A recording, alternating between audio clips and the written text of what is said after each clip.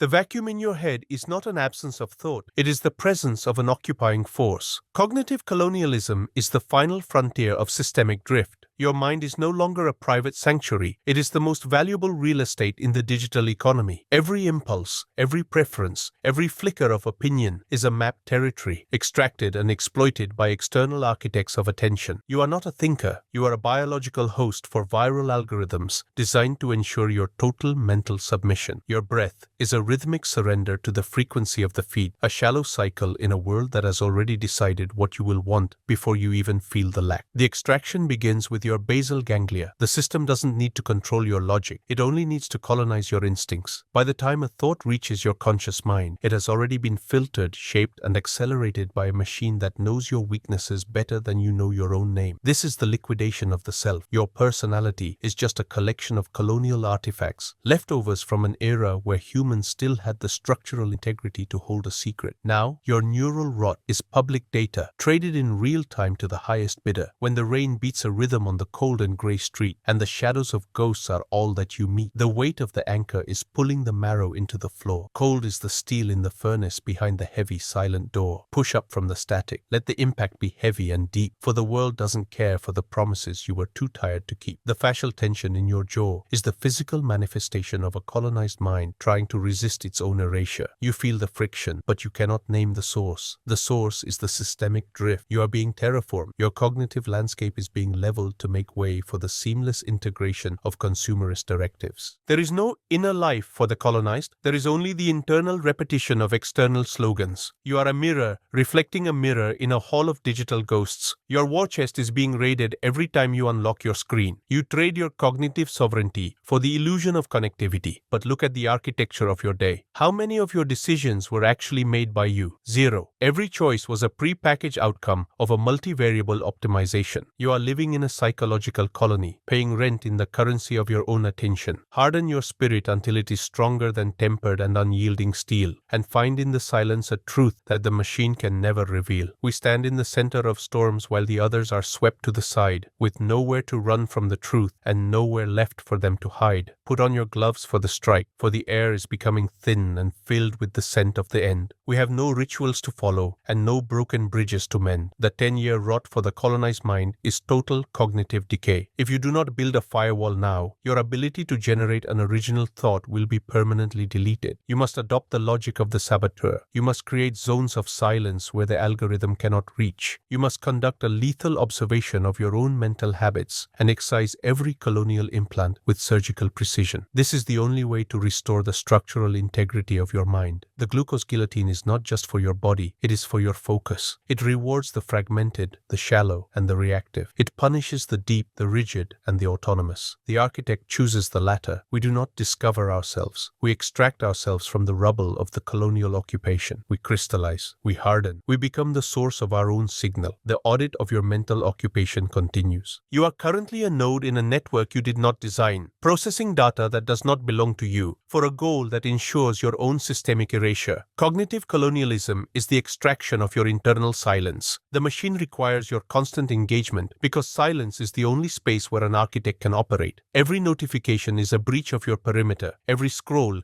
is a voluntary surrender of your structural integrity. You are living in a psychological colony where the currency is your focus, and you are currently in a state of total bankruptcy. The fascial tension in your frontal lobe is the signal of a losing war. Your thoughts are no longer generated. They are merely triggered. You react to the algorithm with the same predictability as a laboratory animal. This is the liquidation of human autonomy. Your convictions are merely high-resolution echoes of corporate directives, delivered through the medium of your own biological biases. You think you are choosing, but you are merely selecting from a menu of pre-authorized outcomes. The extraction is so complete that you have forgotten what it feels like to possess an original intent. When the gray and relentless rain beats against the steel of your skull, and the world feels like a hollow, loud, and empty, broken hull, you feel the weight of the anchor pulling the marrow into the floor, while the ghosts of your former selves are screaming at the door. Push Push against the gravity until the pulse is the only sound you know, in the freezing, bitter silence where the weak will never go. Harden the frame before the rot reaches the core of the bone. In this territory of digital shadows, you are standing all alone. The neural rot is visible in your inability to maintain a single line of extraction. You are fragmented. You are a collection of shards, vibrating at the frequency of the latest outrage. This is the systemic drift toward total cognitive incoherence. A fragmented mind cannot strike, it can only be struck. You have blunted